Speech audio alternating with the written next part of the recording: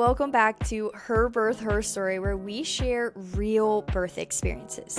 I'm Brooke, your host, and on today's episode, I'm sitting down with Chelsea, who is a longtime friend of mine who went from having specific expectations of birth and postpartum to then having to walk a path that she was not anticipating. Her daughter was diagnosed with a genetic disorder that then put them on this path of now she is parenting a medically complex child and just not knowing what to expect, all of the what ifs that come, and then leading into the question of, do I have another child?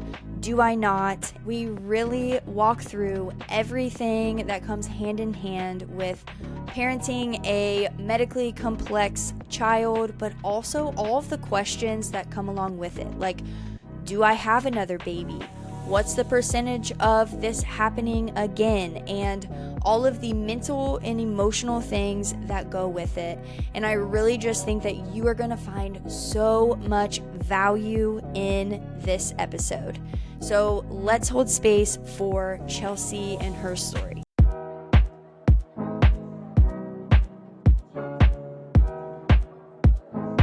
Hey Chelsea, thanks for coming on Her Birth, Her Story. Can you go ahead and introduce yourself to us? Yeah, so I'm Chelsea and I'm a wife and a mom of two.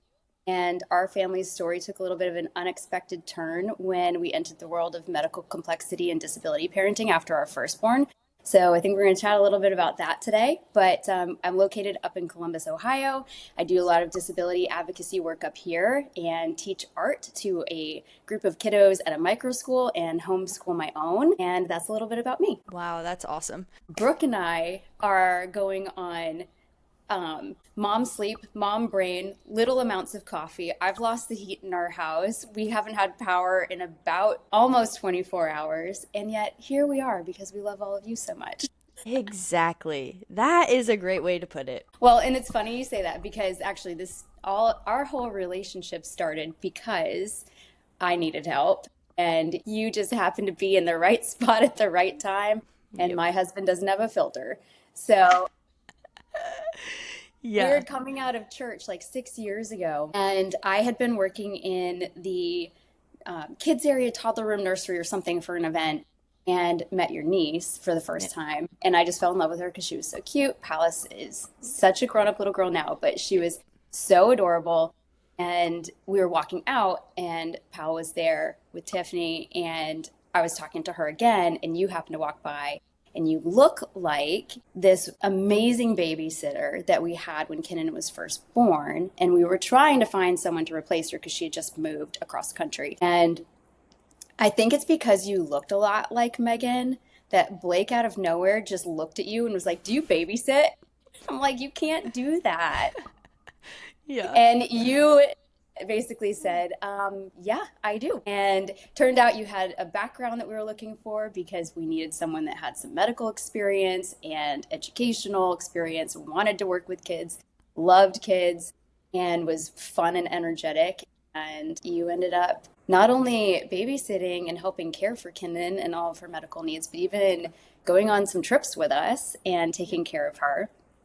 And yeah, that was like 6 years ago now. I And then we know. watched you have babies, and then you left us for a warm date, and that was the saddest day of my life.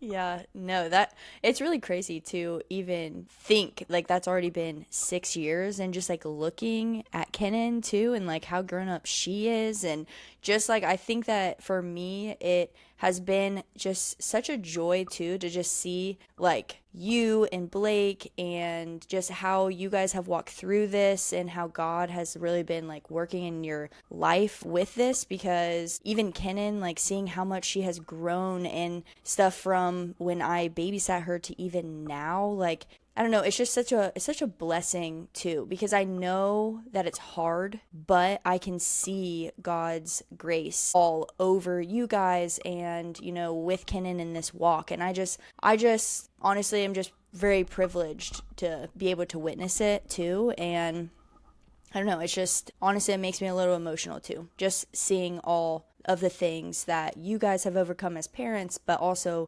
everything that Kenan has overcome as well. I just think it's a beautiful story. Yeah, and you were such a big part of that. And it's just been so cool seeing from the time we met, watching you finish school, watching Zach finish school. You guys were newly married, and now seeing you have your own kids and raising them, and now being in this position, watching you go through teaching and all of these different avenues to find yourself in this space. And I've known about this project for a while, and I've been so excited for you to start this podcast because, one, it's much needed. There was nothing like this to what the extent that you're doing. There are niche pockets of birth podcasting. So in my situation, I chose to have home births, and I could find home birth podcasts. I could find natural birth podcasts. But to find all of it in one place and just hear different stories without heavy opinions on one side or the other that make you feel pressured into a certain direction, it is really hard to find that. I have not yet. So I love what you're doing. I think this is very necessary. And I learned something. I chose a particular route, but it doesn't mean that's the route for everyone. Yeah. And I am learning so much from other people's stories. And I know some of the other people that you've interviewed, and I've walked through those birth stories with them and seen how God has moved so differently and so beautifully and perfectly in everyone's story. And we're just all trying to do the best thing that we think we're supposed to do for us and for our kids. And I think you're doing such a great job putting it all together in one place and then interviewing professionals in the space as well. So I've learned a lot from this podcast. And again, it's just been cool to see this go from you babysitting my kid to now helping all of these other moms too. Yeah. No, thank you very much. I appreciate all those kind words too. So before things changed, what did you imagine motherhood would look like for you? Well, I imagined motherhood would look like probably what every other mom thinks it's going to be before you have any, and that is just sweet bliss, holding your newborn baby, snuggling and dressing them in cute outfits, and of course all the hard things that come along with it, but you just don't know what to picture. So you imagine all of the sweet, beautiful, good things. And I don't know, I just imagined being able to stay home with her, take care of her, and go on walks together,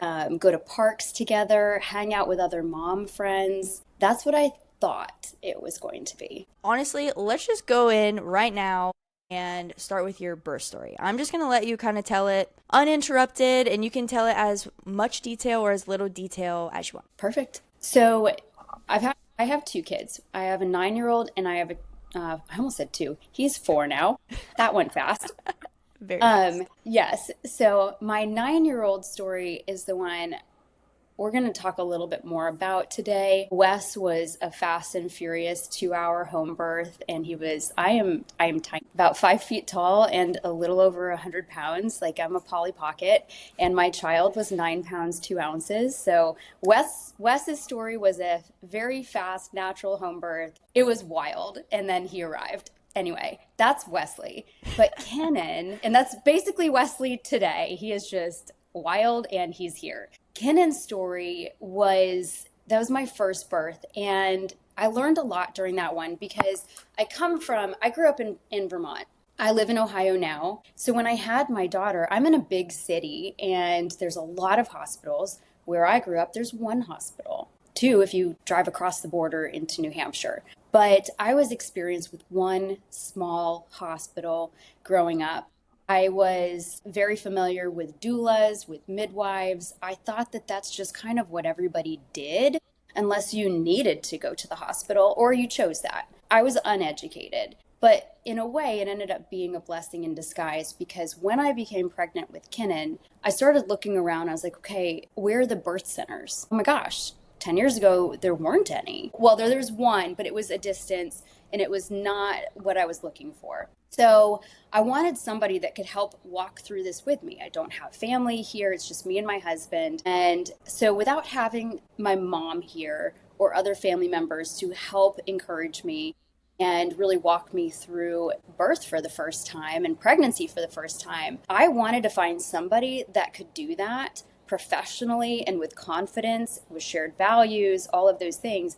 And so I started looking around for birthing centers, couldn't find one. And that basically led me to, well, maybe I'll just hire a doula. And then that led me to midwives and home births. So I went through an organization. I went through Choice Midwives in Westerville, Ohio for my first birth. And my midwives were everything I could have ever asked for. They set me at ease from day one. I knew instantly that this is exactly what I was looking for. And my husband came with me to everything as well. Both of us completely unfamiliar to this world, but we knew immediately, we had such peace that this was the right route for this birth. So we had a great experience with them.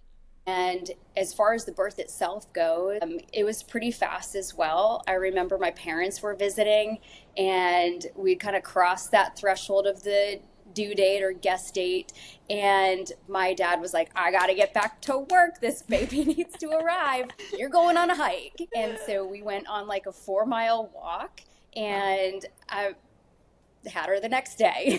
So that worked for me. And actually I was exactly to the day the same with Wesley. It was 40 weeks 2 days with both kids. And I think I went into labor actually at the exact same time with both kids. And I think that if I hadn't, like Wes hadn't been my second, and because usually your second comes a little faster, average, they probably would have been born at the exact same time, which is wild. So once we hit that threshold with Wes too, my parents were here again. My dad was like, you're going on a walk. We're doing that thing again. So with Kinnan's birth, when I went into labor, it was like immediately like I was hit by a truck. The contractions came on so fast, so furious. And we texted my midwife and she said, try to take a shower. Couldn't even get in the shower. She was like, I'm coming over. And 7.5 hours later, Kinnan was born. There's a lot of her story I actually don't remember, which is part of what we're going to talk about today, or I'd like to share, because when you go through some hardships, there can be PTSD that causes actual blackouts and trauma. And I think that my brain became so focused on other things that I did not write down or document at the time, her birth. I actually don't remember a lot of it. My brain needed to be used for some other stuff. Yeah. But what I do remember is setting up the pool, wanting to have her in the pool, laboring in the pool, loved that so much. But then she had her fist up by her head and I needed to get out. So she is ready to come out and they're like, you got to get out. Like, we have to get you out. And I just got up and stepped on out while she was like about to start crowning. Like, it was no big deal. Like, you just have to. And I didn't know any better. So just like out I go. And I remember I labored on the floor. I was on my back pushing and my cat jumped over my face, almost kicked me in the face, and everyone's laughing as this baby's coming out. Anyway, I do have to say, I remember in that moment, and she was not a tiny baby either. She was 8'1", I believe, when I delivered her. As I was pushing, I remember thinking, because I had worked so hard to understand the anatomy of my body and how everything was working together, that I did not have any fear. I do like the Bradley method a lot. I wouldn't say I studied it necessarily, but I read a book. It was enough for me to go, okay, that's how this works. I can think about these muscles. I can think about how my body is working. It makes sense to me. Yeah. Wrapping my head around the anatomy made everything less fearful, and it just made it so that when things hurt, I would go, this isn't pain like a bad thing. These muscles haven't been used for this before. Let's go. Let's work hard. And that moving my mind into that mental space worked really well for me. So I remember pushing her, and it didn't take long. I don't know how many times I pushed. Who knows? She's here. Somewhere in that process, my brain woke up enough to say, this doesn't hurt the way people say it's going to hurt. Yeah. Now, I know that's not everyone's story, because with Wes, it did hurt. But again, I knew the pain. I was aware of what it meant, so it wasn't scaring me. Yeah. And I just remember thinking to myself, I can't wait to do this again. This isn't as bad as people say. The movies paint such a terrible picture. TV shows paint such a terrible picture. You hear all of these trauma stories and all of these horrible things. And it's like, can I just talk to a mom that actually loves birth? Yeah. Because those are actually more common. Yeah. So when after I delivered Kenan, I remember sitting on the couch at home with my mom and dad. And I will say we didn't necessarily have negative opinions of having a home birth, or if people didn't support it or had a lot of fear, they didn't really project that on us. They respected it. I mean, we had conversations, but it was always respectful. I think my parents had some questions at first, but then when Kenan was delivered and I was sitting on the couch with her, holding her, I remember my mom sitting next to me and my dad had been timing my contractions. I still have the paper where he tracked everything. Aw. And my mom said, "This is how it's supposed to be." And it just it made me so emotional because it is how it's supposed to be. We're supposed to do this together with our families. I didn't let them in there when I was actually giving birth. That was just not me. But to have everybody there immediately, my mom making breakfast for the midwives and my parents being able to hold my daughter immediately. The cat like snuggled up next to us since he was done kicking me. It was beautiful. It was beautiful. Wow. And it was all sunshine and roses and so sweet for about 2 months. And then things kind of took a different turn. Yeah, you also to me had described this really powerful moment when she like climbed on your chest and was like trying to begin nursing basically. Yeah. So what did that moment really feel like for you? Oh, I was just blown away that this little creature that had just come into the world for the first time was strong enough to literally scale my body Yes. and smart enough to know that's where my food is. Like she just knew. Wow. And I had read about this and I'd been told this, but until you experience it for the first time, it's like, gosh, God has created such incredible elements within our body where we innately know from the moment of birth. Like you're still on the umbilical cord and her little arms are just climbing right up me. I'm like, you can do that? Yeah. It was amazing. And I was not really like a baby person growing up. Yeah. I love kids. I want to play with the kids that can play. Yeah.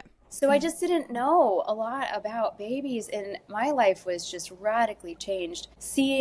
Like going through the birth experience and then seeing her do that, it was just completely jaw-dropping. You had mentioned a little bit of like what drew you to home birth, and just touching on that again, what do you think was the actual like final decision that you're like, nope, for my first, it's a home birth for sure? I think a lot of people probably would assume, I would say, because I wanted control or I wanted a natural birth or I didn't want the fluorescent lights at the hospital. But I don't think I really calculated a lot of those things. I wanted security and community. I wanted to do birth together. I believe, if I remember correctly, it was along the lines of researching that I realized, oh, these would benefit. These would be more pro to me than having birth under fluorescent lights or not knowing who my doctor might be. I wanted to know exactly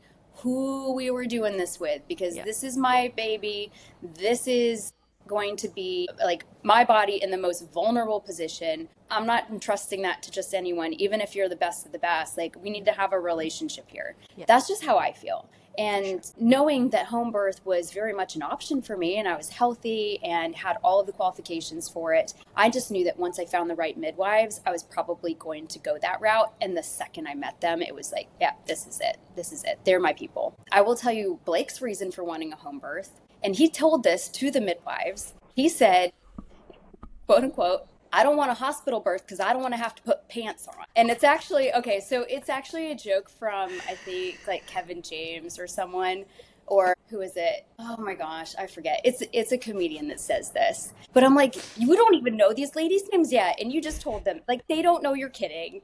And they were just like writing it down. Yeah. No pants. On. That's amazing. I love that. So how do you reflect on that birth experience? Despite all of the things that happened afterwards and a lot that I don't remember, what I do remember is how incredible and empowering it was and how beautiful, peaceful. I don't have a bad memory from it. Everything about that part is beautiful. Yeah. And obviously it was, at least a decent experience too if you decided to do it again with your second. Because if it was just Oh, super traumatizing, then you probably would have went somewhere else or tried to do something else, right? So, yes.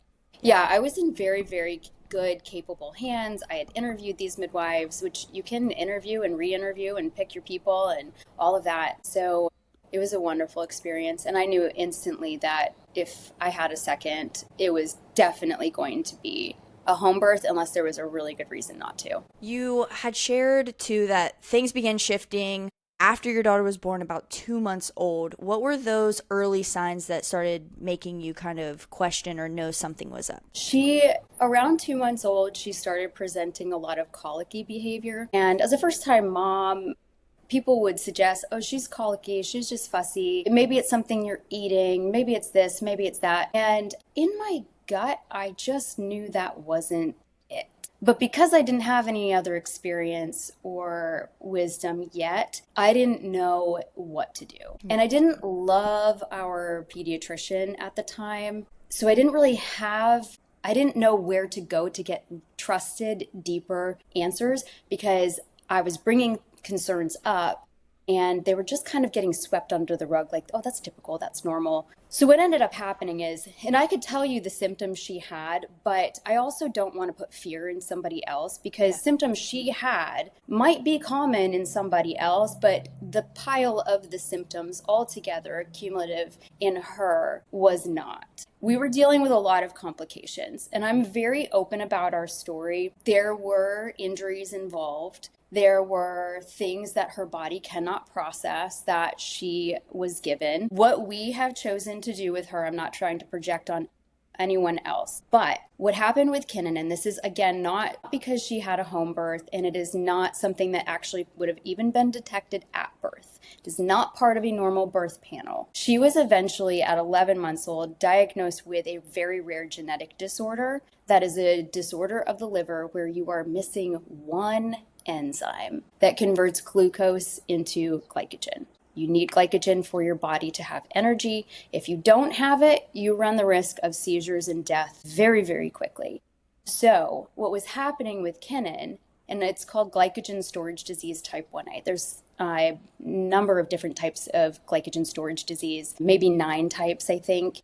And she has type 1A, so we call it GSD1A. That glucose disorder of the liver was being impacted by other injuries that had happened to her. So she had a lot of different things happening, a lot of different symptoms that were actually masking the actual issue. So we would treat one thing and it would not work, but this got elongated from 2 months to 11 months. And long story short, without getting into all of her symptoms, it just kept getting missed because there were so many things going on that injuries had caused.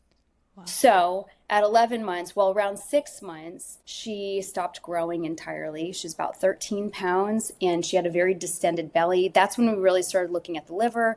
We were in and out of genetics appointments, but still undetected because she didn't have the typical symptoms. And to run a genetics panel is very, very expensive. So they wanted to be very careful before running a bunch of panels that we were going in the right direction, and it kept looking like we weren't going in the right direction, and that maybe she had a parasite or maybe she had an infection. So we would treat different things. We would change everything I was doing nursing, everything I was doing eating. And a whole other side of this story is that I wasn't able to nurse her after 4 months. I just stopped producing milk because I was so stressed out with the diets that everybody kept putting me on with no answers. Sleepless kid, she's screaming all the time.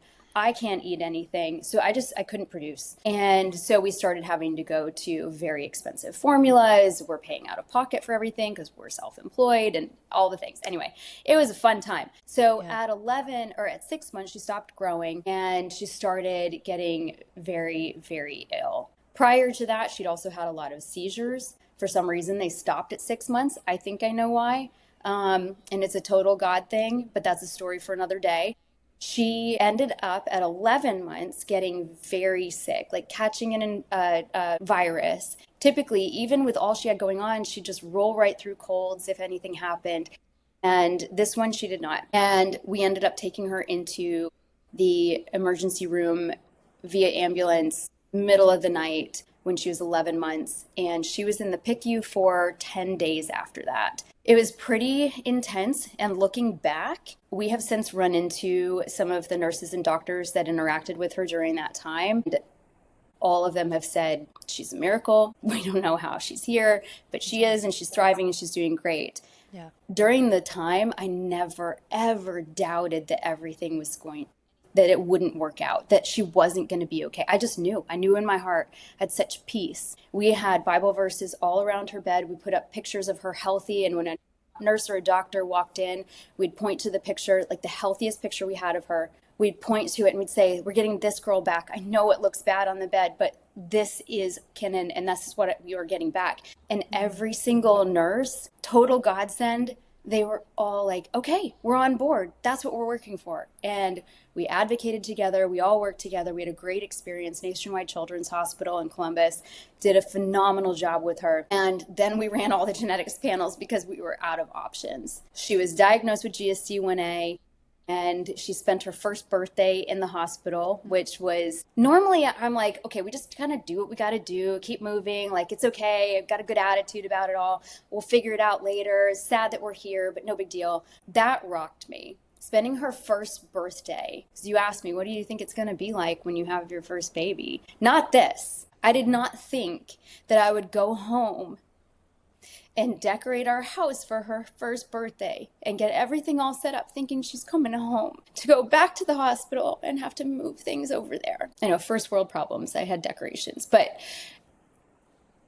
they did such a great job. The care team there brought her presents, and they made her a cake, which was interesting because with GSD you can't have sugar. Yeah. She looked at the cake and she cried, and I cried. That's funny. I look back even at those hard times, and there's a lot of trauma that happened during all of that, and there's a lot of trauma that happened to her during all of that, but you can still find so much beauty in those moments. Our room overlooked the city, and we watched the city lights go down every night. We watched the sunrise over the city every day, and I remember those things. I remember the cake, and I remember crying, but I remember they thought about bringing my kid a cake. I remember they thought about wrapping presents for her. And so as hard as all of those things were, and it's not what I imagined motherhood was going to be, there was still so many good things in it. And you know this, but later on at 4 years old, she was also diagnosed with autism. And she's doing great now, but it has been a wild ride. And it was after the autism diagnosis that I was like, I don't think I can have another kid. What was it like emotionally stepping into the world of medical complexity when you had no roadmap, no one walking it before you? What was that like emotionally? Confusing. I think, to put it as simply as possible, it was confusing. Again, you feel very alone when you go through a hardship. And I know that I was never alone. I know I had my husband. I know I had my family. I know I had God by my side every step of the way. But you still feel lonely and confused, and you don't want to make the wrong decision. I also know I felt heartbroken. Some people experience anger. I don't remember experiencing anger, but I do remember experiencing extreme loneliness and hurt and just abandonment. I felt so different than everybody else. I didn't want to hang out with anyone else. I felt like we were a burden to everyone, especially with the autism diagnosis. And I've talked about this. I think if anybody listening knows a family with autism or is a family with someone with autism, can probably relate. We call it an invisible disease because you can't see it on the outside. So a lot of the same behaviors might be reflected in someone who has a visible diagnosis. And not to paint anyone in a better picture than anyone else, this is not a comparison game, but let's say Down syndrome, there can be a lot of the same types of behaviors. A lot of children with Down syndrome might even also be diagnosed with autism. You can see it. And so it's forgiven, it's accepted, we'll work with it. With a child with autism, you don't see it usually. They look typical. So it becomes painted as bad behavior, bad parenting. You're a problem. What are you doing wrong? And I experienced a lot of very cruel comments from people that don't even know us. We'd be out in public and people would just say, "Get your kid under control." And I would just think, I'm going to hurt you. But also, I, I'm trying. I'm trying. I don't know what to do. We are working through so much right now that is unexplainable. So sometimes out there, you might see somebody that has some behavior issues and their parents are hopefully working through it with them. We all have issues.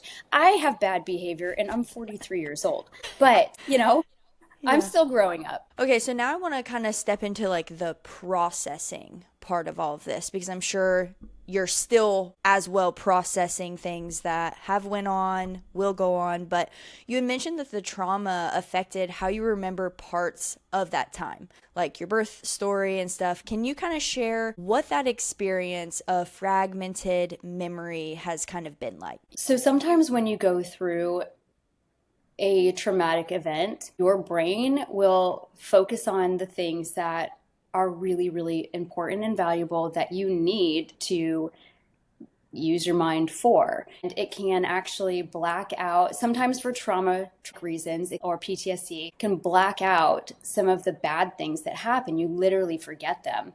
In my case, I believe that I forgot a lot of my birth story. I will listen to people tell their birth stories. I'm like, how do you remember all of that? How do you Yeah. remember this and that and the time and everything? And maybe they were documenting and journaling, which is the case, but I have many friends that like remember every detail. I think my brain did not have enough space for all of that. And I needed to use my mind to suddenly, out of nowhere, start learning a whole new diagnosis. I have an art background. I've worked in retail and fashion and studio art, and I have never had to really use my mind for that type of work, for medical work. I like neuroscience, I like anatomy, I like those things, but I've never had to really focus on them or understand why we are the way that we are. So when Kinnan was diagnosed with GSD1A, my brain, everything in me started going, what is this? How do I work on this? The first year or two of her life, I remember very, very little. Thank goodness we took so many pictures or take so many pictures these days because I can look back and say, we did go to that park. Okay. Oh, we did hang out with that friend. People will message me all the time and say, do you remember this? No, I don't. Because I was in such survival mode. I was in such lack of sleep, and not just for the first baby phase. I'm still in that. Yeah. I'm still in that. She's 9 years old, and sleep is very precious. And it wasn't until about a year and a half ago that I started getting a full night's sleep. Wow. So, and that's because we had to work really hard to get to a point in her schedule where we don't have to be up multiple times through the night checking on her blood sugar. Yeah. And you know this, having taken care of her, her schedule goes until midnight, 1 a.m. in the morning now, and starts back up again at 6. Yeah. And if we miss that by 30 minutes, that window is life or death sometimes. Yeah. So it's critical that my mind has been used for other things to help her thrive. And I used to feel very sad that I don't remember the details of her birth or the details of Wesley's birth and know all of these facts. That's just not my story. Yeah. So I think for years it was very traumatic, and I've come to accept that those are things that I need to work through. And we do have help with that, but I am okay with that now. And I don't hold that against myself. I don't feel bad about it anymore. It's just part of our story, and we're on this other side working things out and creating new memories now. Yeah.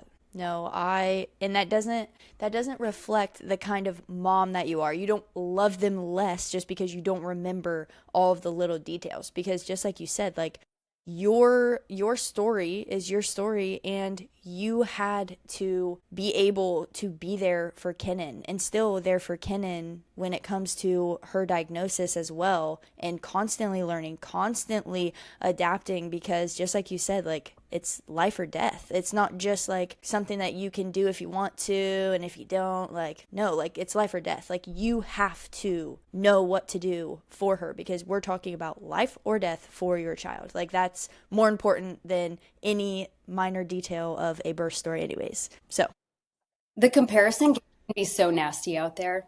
Yeah. And you're not a bad mom if you don't remember how long you were in labor. Yet Yes. somewhere along the lines, I let that affect me. Yeah. That's And don't. crazy. That's Yeah. wild. What has healing looked like for you, maybe your husband, or just you guys as a family? There's a lot of different pieces that have needed to be healed along the way. It's not just recovering from maybe comparison or being able to find myself in friend groups and feel accepted. It's also physical healing. I became very sick through a lot of this. I had psoriasis covering my body head to toe because of stress and cortisol levels and poor nutrition. I was protecting and serving my child so much that I completely forgot about myself until the symptoms were everywhere. And I looked like I had stepped through a fire.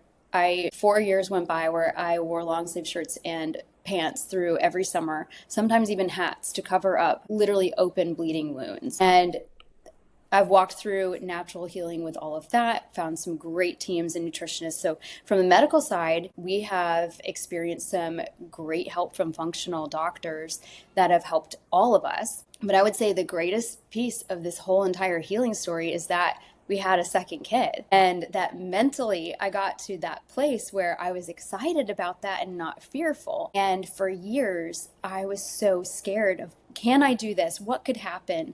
Kennan's diagnosis put us in a percentage. It was a 25% chance that we would have another child with the same diagnosis. And I know people that have multiple kids with the same diagnosis, and they walk through this so beautifully, and I have such respect for them. They gave me hope because I watched them try again and still go through it again. And they're great. And they're just the most incredible families. So that helped take some of the fear away from me. But I also stopped remembering that there was a 75% chance our next child wouldn't.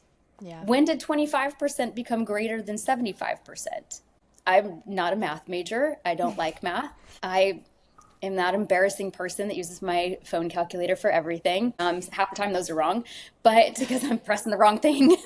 But don't let me do your taxes. It's like my brain just turned on one day. I was like, 75 is more. We have a greater chance of not going through this again. That's kind of silly, but what actually really helped was Blake and I were talking about this, and we always wanted to have more kids. If we had had children younger, if we met younger, if we had kids younger, one of the things we say we always wish we did personally was have a family sooner. We got married around 27, I think. We had Kenan at 33. I had Wes at 39. And had we started all of this sooner, we would have loved to have lots more kids because our personal belief is that children are a blessing from the Lord. There is, no matter how hard it is, there is nothing greater you can do. But when I went through all of that trauma and all of this loss, it changed my mind, and I let all of that overtake all of the good. It just, the fear replaced everything positive. And I was a walking basket case for years. And I apologize, you're part of that. But I think I put on a pretty good front around other people. But behind closed doors, I was crying every night. It was awful. But Blake said one day, we're not going to be here. And who is she going to have? I am blessed to have amazing brothers, and I can't imagine my life without them. Even though one of them tortured me and bit me, and I probably still have marks from him, I love my brothers so much. And similarities, differences, all of it. I wouldn't trade them for the world, and I would hate to be the one that, because I was scared, robbed the potential of that from her. So whether God gave us another child or not, the framework of my mindset completely shifted in that one conversation with that one comment. And I thought, that's true. Someday we won't be here. And I knew in that instant that God was going to bless us with another kid. I cannot explain this. And this isn't like, I don't know how else to say it. This isn't bad theology. I just knew that God was going to give us another child, that it was going to be a boy, that it was going to be a healthy kid with a very big, strong personality that would be here for her one day. Now, that's for them to decide from here. I'm not controlling my children in that regard. He's 4, but he is every single thing that in that one comment Blake made was a picture presented in my mind, and he came to us about a year later. Wow. Exactly the way I felt God was telling me. I can't explain that other than God knew exactly what we needed. And we prayed a lot of things over Kenan when I was pregnant with her. We prayed for all of these different things that we wanted. It changed with him. And I prayed one prayer the entire time. Plus, my brain was tired and I had to simplify things. I'm like, look, praying the Lord's Prayer right now because I can't put words together. And if Jesus says that's the one, then I'm going with that until I can learn to form my own sentences again.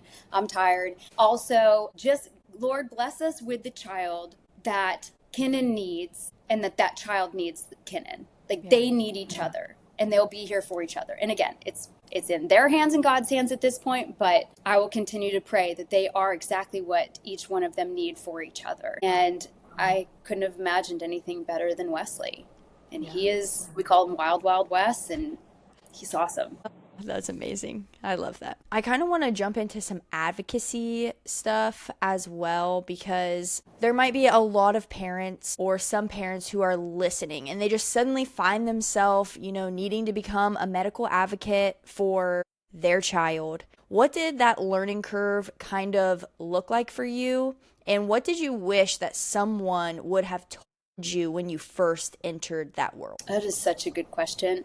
I do remember this very well. I felt overwhelmed and I felt like walking into that space originally, I didn't know what direction to take. And I wish somebody would have come alongside me and handed me their hand, a shoulder to cry on, a partnership of some sort, a physical human being that could help me, but also some resources. There are a lot of great resources out there. And that's the beauty and the challenge of our world today is everything's at our fingertips. To the point where everything is at our fingertips. What do you pick?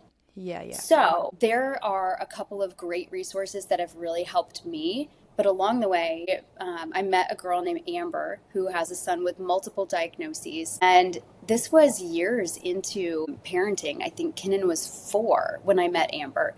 She had opened an adaptive play space and it was right before COVID. And we needed a place to get out. I felt like everywhere we went, we were stared at. Things just it just wasn't a good fit. I felt embarrassed to go back or scared to go back. And that's on me. That's not that other people did that intentionally. But we walked into the Playnasium and I knew instantly, this is my place. Not only are there typical kids here, there are neurotypical kids here. There's kids with a lot of different disabilities and normalcies. And the whole space was built by a mom who has a child with disabilities. We connected immediately and started a friendship. It developed, I think, over the next year or so. We really got to know each other. I got to know her family and her kid. And it was our safe space. So first I found a place where I felt like we could get out of the house and go. And then I also found a friend that was walking the same road with a child, not even the same diagnosis, but same age. We're learning a lot at the same time. First kid together. And we developed an organization called Making Lemon Cake, which is kind of a silly name, but within the world of disability parenting, there's a lot of very serious things or things that just make sense. And we decided we need to add some fun and a little pizzazz to this world. Mm-hmm. So we said, when life hands you lemons, make lemon cake. And the phrase just kind of stuck. And it meant to us, and what we communicate to others, is we don't bake, we advocate. But we also say lemonade is just not going to cut it in this journey of motherhood. We need some cake. We need to have a party. So everything we do is fun and encouraging and uplifting. We talk about the hardships, but we talk about how joy and grief coincide together, and you can do this. So we've taken it through a lot of different spaces. We started with a YouTube channel. We have speaking events that we do. We wrote a book, and we wrote a short, less than 60-page ebook with a lot of the basics. So a little bit of self-promotion here, but if you go to our website, you can grab that ebook. It's not expensive. I'll even give Brooke a code if you want a discount on it. But Perfect. We just knew that moms walking out of the gate, I personally and Amber personally, we were handed documents. We were handed all this paperwork we suddenly had to do and continue to do. We were handed physical books and we were like, well, I don't have time, but I'm starving for help. So we wrote this ebook particularly for people to just be able to scroll right through. It's got lots of pretty pictures. You can get to know us. We include resources. We include links to YouTube videos so you can find joy and encouragement and community. We have a whole community on Instagram that is very active, and we do local coffee meetups in Columbus, Ohio, and hopefully one day we'll be expanding to lots of different cities. We're looking at options for doing that. Awesome. But in the sense of like, how do you advocate? Where do you go? I think the most important thing is, one, try your best to get out of the house. Try your best to ask for help. Sometimes it is the hardest thing you can do, but also the bravest thing you can do. Yeah. To just ask somebody to watch your kid long enough that you can take a shower or get a cup of coffee. Mm-hmm. We tell our moms that come to our coffee meetups, ask somebody close to you to take the time to learn how to take care of your kid for 1 hour. Yeah. So that you can drink a hot cup of coffee, start to finish, with somebody else who gets it. And I know from talking to moms all over the country now that it doesn't have to be our lemon cake group. There are, or we call them the Cake Pop Club. We actually have a girl that makes cake pops for all of our events. I love that. She's awesome. But find the thing that can be your escape, so that you can have a moment of solitude or a moment of strength. Maybe it's going to the gym. Maybe it is just getting that cup of coffee or going for a walk. You have to schedule those into your day to give yourself some clarity. And I personally don't like the phrase, you can't pour from an empty cup, because I think as a mom, any type of mom, like, your cup's pretty empty most of the time. Yeah. It's really hard to fill that up. And those people who are filling it up, you might have a different situation than you. And if you feel filled up, that's fantastic. Personally, I don't have family here. We don't have a lot of help. It is very expensive to hire a babysitter. And so we're in a position where we have to ask for help. Yeah. And that was so hard to do at first, but then it became the greatest thing we are able to do now. And I'm so thankful for the people that have stepped in and said, I'll learn how to use a feeding tube. I didn't mention that. Kennan's tube fed. She has to have blood sugar checks every 2 hours. So you got to be okay with blood. You got to be okay with putting a tube in someone's stomach. You got to be cool with those things, and be cool with like what to happen if things go south. And then I have to be in a position where I'm cool with the person that I am trusting to do that for my kids, so I can step away for a minute. Yeah. No, and I think that's really important to touch on. Like, you can't just find like the high schooler who wants a couple hours of pay to babysit. It's not like that. You have to have someone who, obviously everybody wants someone that they can trust, but like, yours is a little bit different because you have to have somebody who is comfortable doing all of those medical things, and that you feel confident that if something were to go south, that they could handle it, because it's not worth obviously putting your child in hands of somebody that you don't trust or can't do those things, because that's also one of those life or death situations. But it also makes it so it's a little bit harder for you to find that help, because it's not just going out and being like, hey, does your kid babysit and want a couple hours of time? No, like, you have to have somebody who has a little bit of background that you can trust. So I think that's really important to touch on too. And also all of your making lemon cake resources too. I'll make sure I put in the show notes, so that if anyone is walking through this, or if you know someone who is, then you can share those resources, because I think that those are going to be super valuable, even if it's someone who's not walking through it but maybe wants to know how to support someone who is. I think it's still really great resources to do so. We do touch on quite a bit of that in our book. Is perfect. How do we approach family and friends, and how do they approach us? It's a very vulnerable position to be in. People can become very defensive and negative when everything is going wrong around you. Yeah. Sometimes people are afraid to ask because they don't know how. And I would personally rather have somebody ask if they can help and say, I don't know what to do, but I want you to know I'm willing to learn how. Yeah. And I want you to know that you can trust me. And I'm not going anywhere. I'm going to keep asking you. If it's a one-time thing, we're probably not going to respond. Yeah. Even if, like, let's say you just had a baby and people are like, I'll bring you a meal. Like, unless they are the ones to initiate it over and over, you're not going to be like, hey, you said you'd bring food. Like, you're just not going to do that. Yeah. Right? Same thing. Like, if you really want to help, keep asking, and then tell them, like, I'm not going away. I'm here for you. I'm not walking away because you're going through something hard. I want to help. What do you need right now? What's your coffee order? Just do it. What is your favorite takeout? Just bring it over. What does your kid need right now? Can I hold them for you so that you can step away for a second? Yeah. Just do it. Yeah, that's really good. You had mentioned too just how important your faith is or was during this whole entire time. How did your faith shape you as you walked through this season? And were there any moments that you just really wrestled with God or like questioned, like, why is this my story? That is such a good question. I've thought about that and wrestled with that a lot. I would say my theology has changed so much through all of this. It's drawn me closer to God, further away from a lot of books and pastors and speakers. Not to say anyone is good or bad, just saying it's drawn me closer to the Bible itself. And it's caused me to go inward into the Word. And in doing that, it's really hard to be in actual scripture and not feel, well, it's hard to be in actual scripture and feel angry at God at the same time. And I know if you're reading through Psalms or something like that, you can see David's reaction to hardships that he's experiencing and his battle between absolute praise and joy and grief and anger almost in the same verses sometimes. It's like reading someone who is bipolar at moments. But I also think that that is such a beautiful description of how trials and tribulations are going to happen in this world. Things are going to happen. And in my case, this is my story.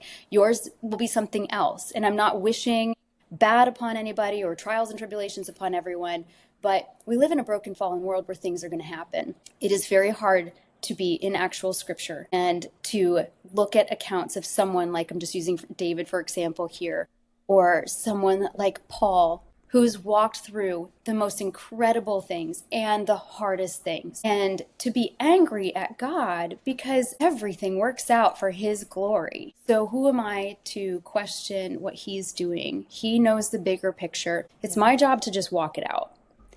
And I'm not better than anyone else. I'm not trying to say that, but I don't think that I ever felt actual anger. It was confusion, it was loneliness, it was depression, anxiety, it was those things. But I never questioned what God was doing in my life, because along the way, I just started asking, and I don't remember if this was told to me or if I heard it somewhere or if I read it in scripture, but I just started saying, God, this is the story. I don't know how this ends. You do. I don't want this. I certainly don't want this for my child. Yeah. I would take this in a heartbeat. But I watched Jesus take everything upon him, and you let that happen for the goodness and greatness that no one else, even the people closest around him, could understand or imagine at the time. But we look back on it now because we know how that, if you read scripture, you know that Jesus' sacrifice was all for our good. They didn't know that then. Yeah. But we know that. So how can my story impact others for the goodness and greatness and glory of God instead of wallowing and dwelling in it? And there's going to be moments of sadness. There definitely were moments where I was like, I got to sit in my room and cry and like mourn through this. That's fine. Jesus wept. But the whole thing just put in great perspective priorities, the voices that I was listening to, who I was associating with. When you become a mom, your time becomes more restrained than you've ever imagined. And so you start, I think, prioritizing differently anyway. Partner it with this situation, and all of a sudden, out of nowhere, I was like, I don't have time for something that's not true, good, and going to help our situation right now. And it just became as simple as that. Yeah. Man, what a word that was. I love that. And I just really think too that can help set a lot of women specifically free that are walking through some really intense hardships too, whether it's a diagnosis or if it's just the hard in motherhood, that you can still see the beauty in it even in the hard. But kind of moving into your second, I know that you'd already kind of mentioned your second birth story with Wes. What was it like watching the relationship with your daughter unfold with your son from the beginning? It was very sweet. We wanted to do something that, well, Kinnan was very excited to get a sibling, and we wanted to do something for her that she could do for him when he got here, something special to connect them. So I love the little Mehlig mice. Do you know what I'm talking about? Oh Yes. my God, Yeah. so cute. They're also they're not cheap and they're great heirloom pieces. So I Yeah. wanted to do something special for them. They have bigger animals too. So they had these bunnies. I'm sure they still do. And you could get different like outfits for them. So we got them bunnies that each had matching sweatshirts that said best friend. Oh. And we gave one to Kenan and we said, this one's for you. Or she picked which one she wanted. And we said, I didn't know what I was having with the other kid either. Yeah. They were both a surprise. I knew she was a girl. I knew he was a boy. I just knew, but we didn't know Yeah. until they arrived. That's so So special. when Wes was born, we had told Kenan, as soon as your sibling gets here, you can give them this bunny and you have one too. And this is like your special gift. And she had just been holding on to that thing for months. She couldn't wait to give it to him. So I had him. I don't even remember what time I had him. There's part of the blackout, but somebody wrote it down. I'm sure it's on his birth certificate. He is here. She was asleep though when he arrived, which I can't believe she slept through that one because he was a big baby and I was not enjoying that ride as much. But she slept through that, and I was in the pool. I did not have him in a pool. Birthing stool for the win on that one. But I did take him into we had a big tub at the time. I took him into that. We had this beautiful like floral bath, It's cute. it was so nice. Yeah. We did all of that. And so he's in there with me and Kenan comes in and she's just like big eyes and she's like, oh, he's here. And she runs back to her room. She's like, wait, I have his present. She runs back to her room. She gets the bunny and she practically like threw it in the water. I was like, no, don't throw it. But she like so we like helped her. She sat it on the edge and she was like, this is for you. I'm so excited you're here. Or whatever she said at the time. Kenan didn't speak a whole lot at that time. She was diagnosed with autism and was not using a lot of words at the moment. So we were trying to figure out how to create that bond for her. And the little bunnies worked. And they both still sleep with them every night. Oh. It's so cute. We have so many pictures of them together. And she loved from the moment he arrived, like she didn't have a ton of interest in like holding him, Yeah. but she loved him, loved that he was here, so proud of him. Now, if you ask her today, she's like, he can go back to where he came from. Typical sibling bond sometimes in the thick of it. Yeah. Well, he's getting pretty big and he's feisty. So she's like, I didn't know this came along with it. So funny. What were, obviously when you have a child with medical complexities or a diagnosis, there's already challenges with that. And then when you have a newborn, there's obviously challenges with that as well. What were the biggest challenges that you wrestled with being postpartum with a newborn and then making sure that the needs of your daughter were still met? And then how did you overcome that? That's an excellent question. I'll do my best to remember back to those days. Well, I was already not sleeping, so I just kept not sleeping. So that was already set. We didn't have to make any changes there. For those who might be familiar with this too, Kinnan has echolalia. So she can watch something or read something and remember every word, and then she wants to repeat it. And she does the voices very well. She currently is very into a particular little Chinese animal that is in this one little British film, and she does the Chinese voice really, really well. And I don't know if she's speaking actual Chinese, but it sounds like it. It's hilarious. So funny. But right around the time I had Wesley, and we really limit screen time. That's a whole nother topic now because I've seen what this has caused in her. But right around the time I had Wes, she really was into VeggieTales. And she would watch an episode and repeat the whole thing. But if she messed up, she'd have to start over again. So she was in this phase of she would wake up in the middle of the night, 2, 3 in the morning, and she would just go. What this does for her blood sugar is it tanks it. So she's already on a feeding tube all night long at this point. She's echoing, her blood sugar's tanking. So we would have to rotate being up with her for 3-4 hours at a time. So when I say we weren't sleeping, we just kept not sleeping, that's what that entailed and looked like. So the transition was already really hard and exhausting. You can imagine when you're losing sleep that's not going to do any favors for your body. And that's when I also started really showing signs and symptoms of severe psoriasis and cortisol levels just way out of whack, lots of nutritional issues. So I would say a lot of the things during that time actually were it affected my health. And I was trying to also wrap my head around healing myself naturally because I didn't want medication. That was just my own opinion. I didn't want that. I wanted to do everything naturally. And I've been able to do that, but it took years. And I had to get on the boat with okay, I'm going to heal for years while also raising Kenan and figuring out all of this and going through new diagnosis and therapies and all of these things and having newborn. I don't know exactly how we did it other than saying we had a great community, even without family here. That's when we got really good at asking for help and just figuring it out, taking every day one step at a time. And honestly, it was messy. The craziest thing we did was we sold our house. And this was for multiple reasons. I didn't love where we were. It's not a bad area, but it wasn't where we wanted to be. An opportunity came up to sell our house, but we did it mostly because we wanted to simplify everything we could and focus on healing. Everything else we'd figure it out. So we ended up selling our house, moving into an apartment with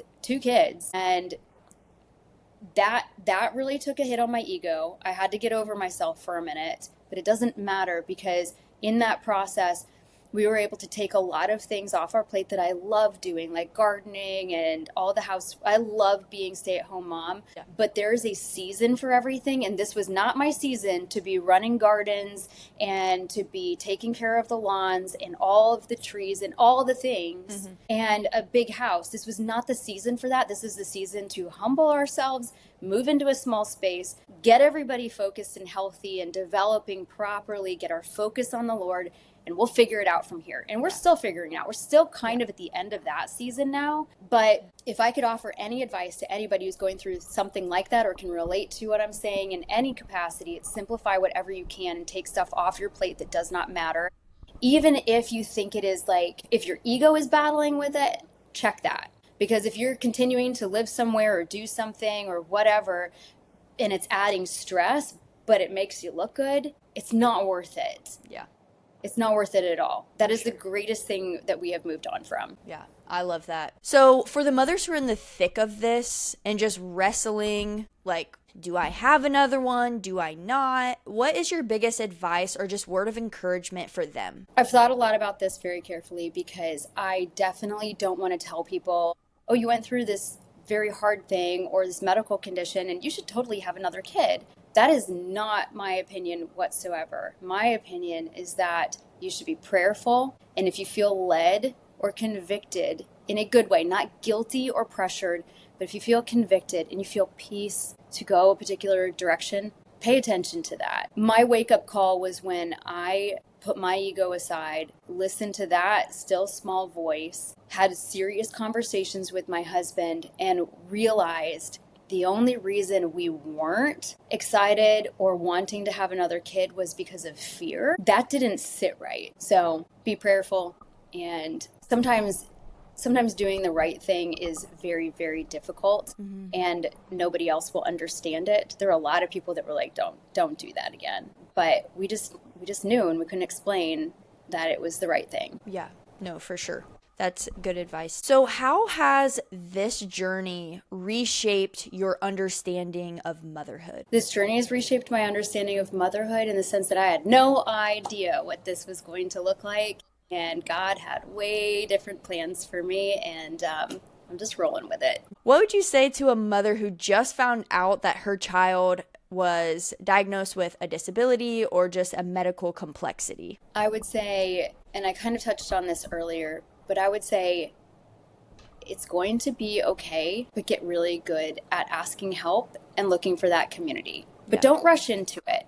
Sometimes advice that you're given at the beginning isn't the right advice for that time and can be very overwhelming and even feel hurtful. Hold everything with an open hand, because sometimes that advice is very valuable later on, or that friend is very valuable later on. We don't always know when we are going to need anything, but if we get defensive or hold grudges or hurt in our hearts, we close doors that we might need. And so I would say be prayerful, listen well, ask questions, and do your best to find one person that can be your person during all of that, because you don't have to do it alone. And if you really feel like you don't have anybody, and I know that is the story for a lot of people, you can always, I mean this 100%, you can always reach out to me and Amber. We have walked through this enough, and we did not start this if we weren't willing to be that person for people. Now, I can't give medical advice, and I will not give medical advice. And I cannot be a therapist. I'm not certified in that. But if you need a friend or just somebody that's like, it gives you encouragement and tells you, I might have a resource, or I know someone and I can connect you with somebody, please reach out to us. One of my friends walked through something very hard about a year ago, and almost exactly a year ago, when her daughter was diagnosed, and she called me in the middle of the night and said, does it ever get better? Does it get easier? And I said, brace yourself, because no, it doesn't get easier. You just get stronger and things start to make sense. But it is a wild ride, and it is a lot right out the gate. So I think just like in giving birth, if you understand how your body works, you can have a better understanding that the pain is for a purpose, and that it's not meant to overwhelm or hurt you, but that it's meant to strengthen you. A tree can't stand long if it doesn't have deep roots. We just had a storm here. There's no power at my house currently, and it's because of wind and storms and trees that were not strong enough to stand through it. The trees that I watched, quite like two trees next to each other, one's down, one's not. I guarantee you it's the root system. It's the strength that no one sees. So that would be my advice to the person that is maybe walking this out right now. And I bet if you've ever experienced this and you're looking back on it, you're probably nodding your head and saying, yeah, it's really hard at the beginning. Nothing makes sense. But then suddenly everything makes sense. So hold on and dig your roots deep now. Yeah, that's so encouraging. Where have you found unexpected beauty or joy along the way? I think in some of the things that Kenan says, she is hilarious. When she started speaking, oh my gosh, and she says things that are really funny, and she doesn't think that they're funny, but they're hilarious. I'll give you one quick example. This is one of my favorite stories. We took her to Niagara Falls, and they have the Maiden of the Mist. You can get on the boat and you can go under the falls. And when you go to get on the boat, they hand out these ponchos. And she took one late look at the lady handing out the ponchos and goes, I am not wearing a trash jacket. Because it looks like a trash bag. Oh my And goodness. she just marched her little butt onto the boat. She got drenched. She thought her little purple raincoat was going to do the job. She was so upset, but like we still joke around. We're like, I am not going to wear a trash jacket. That is so funny. She just says really, really funny things. And yeah, so there's so many beautiful things that kids are just hilarious in general. They really are. So whether you're changing the poopy diapers and you're in that phase, or you're just in like the hard toddler years and the discipline and all of that, like no matter what phase you're in, there are so many funny things or cute things. Like I love the reels and the memes of the moms that are like pulling their hair out all day long, and then they go to bed and they're scrolling through their phone and they're like, you're so beautiful. You're there. the wind beneath my wings. Been there too many times. Yes. It's that. It's just a different form. Yes. How has God really pulled you through all of the emotions and been so near to you through this? I think the best way to answer that question is to tell you not exactly like what that process looks like, but to give you a real life come to Jesus moment that happened when she was first diagnosed with autism. I don't even remember if I had Wes yet. I just remember where I was. And we were in our old house, and I was standing in a hallway. You would remember this. I had a tiny little desk next to the garage door. I was standing there, and I opened the garage door, and I was like, if I I'll preface this by saying I am not suicidal and I never have been. But your mind goes to some crazy places when you're really, really sleep deprived and depressed and confused and hurt.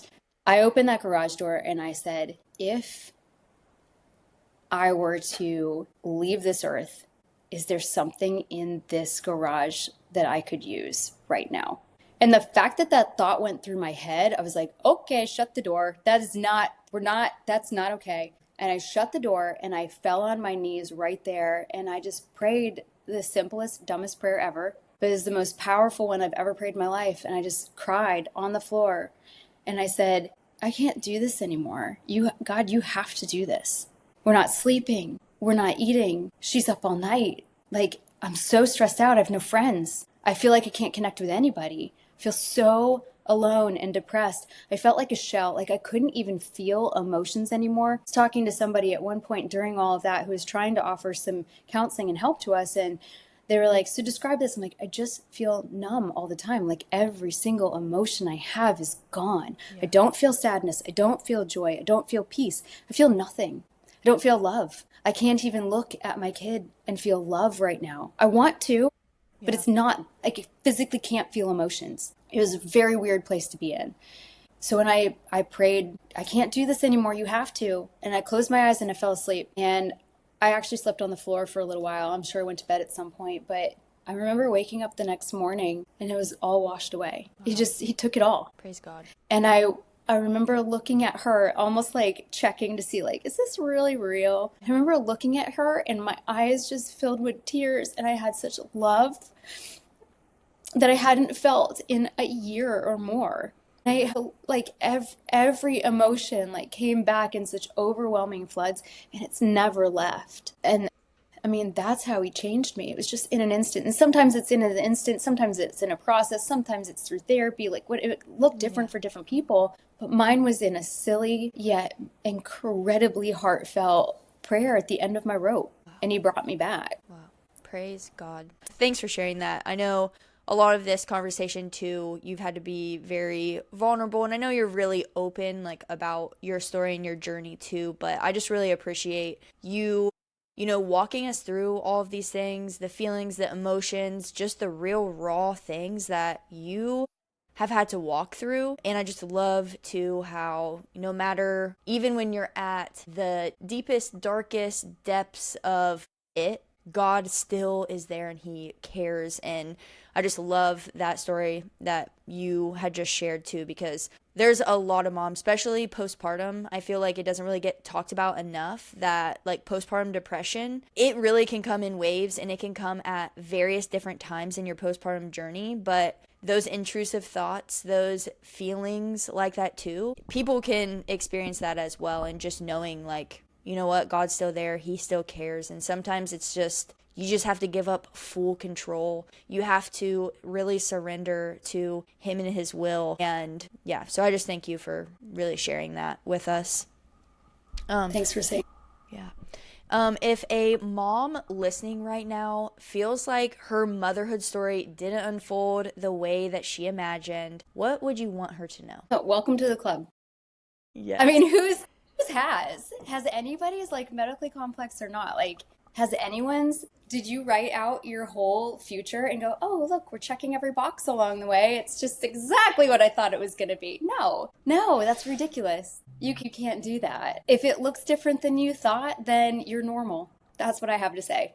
Yes. Hey, that's a good word too, because I feel like just in, like, the social media realm of, like, all things, it's all about highlight reels, and we're all playing the comparison game of everybody's highlight reels, and we're comparing our darkest moments to other people's best moments. And everyone always says, oh, it's real and raw, and this is real. Yes, it's your real highlight reel. It's not actually, like, the depths. And I think that it's important that we share all of the emotions and that we don't really play the comparison game, because we all have a different story that God has laid out for us, that there's no point in comparing at all. And you touched on something so important there, just with social media in general. That is great advice for new moms or any mom that is struggling with comparison game. Shut off social media. just turn it off, walk away, log out of your account, physically delete it from your phone, give yourself a break. We all need to. I keep saying, I'm going to get a dumb phone. I want to go back to just carrying around a camera and being able to Yes. text all people. I like to end my show with asking every single guest one question, and that is, if you could speak one piece of empowering wisdom into the hearts of the mothers listening, what would that be? I love that you ask this question at the end of every episode because, and I was telling you this, I've learned so much about the heart of each person by the way that they answer this question. So don't want to screw it up. But at the same time, it's like, oh my gosh, I can only leave them one piece of advice that's going to change their world. I mean, not everything is riding on this comment, but if I could leave people with one piece of empowering advice and wisdom for the moms listening, I think, and I've gone back and forth on so many different ways to answer this question, but the more that I think about it, I really think that it comes down to, if you are a Christian, a believer, focus your motherhood journey around the ministry in your home. Put that first. Because if the ministry in your home is failing, then nothing else is going to come into play. And if that's not your story, I would also say simplify. Know where your priorities are. Because if you don't have your priorities straight, it's like if you don't believe in anything, you'll fall for everything. You need to know your priorities. You need to know what you are meant to do. That's why I say ministry first in the home. But it's also why I say it was worth it for us to downsize and move so that we could focus on the things that truly mattered. I did not care about the opinions of others because they were not feeding my children and healing their bodies. So simplify what you can, keep your priorities in check, and ignore the voices all around you and on social media and everywhere else telling you that you're doing a bad job or you're doing it wrong, or oh my gosh, you're co-sleeping, or you had a home birth, or you went to a hospital, you had a C-section. Like, who cares? Ignore the opinions out there and focus on your own house. Okay. I don't know if people still talk about like their Roman Empire. Do you remember when they were like, my Yes. Roman Empire? Okay. I thought it was the dumbest thing ever until one day I was like, oh my gosh, I have one. Little House on the Prairie. I don't think there's a day in my life that's gone by I don't think about War Ingalls. I love Little House. Yeah. And for whatever reason, Ma has been my saving grace in parenting. I'm like, Pa would leave for months. They would have bears at the door. At one time, they didn't have a door handle. She had to like tie the door shut with a rope and sit at the door with a gun when Pa was traveling to protect her kids from the bears. Do you think she cared what the neighbors thought? No. Yeah. Be like Ma Ingalls. Yes. Like, ignore the world and take care of your family, because she was a good mother. And Laura lived to write about it all. And I am so thankful for that. Hashtag be like Ma. Be like Ma. That is so good. I'm sorry. I think about it all the time. I'm like, I wonder what their little paisley dresses look like. Or, no, they didn't have paisley. It was like poplin. But like, they were just so appreciative with so little. Yeah. They had their priorities straight. Yeah. They had a couple of books. They were so thankful for everything. For They got a candy cane and an orange in their stockings, and they were grateful. My kids walk into Hobby Lobby and they're like, can we have everything in the store? And then freak out when I don't buy them every sticker they want. It's like, you know what Ma would have said? Yeah. You know what Ma said? This is what she would have said. Here. Yeah, she would have said, get your butt up at 5 a.m., go milk those cows, or you're not going to eat today. Man, that is hilarious. I love that. Yeah, be like Ma. Thank you so much for sharing and just being so vulnerable and coming on Her Birth, Her Story. Thank you so much for having me, Brooke. It's been a pleasure. Wow.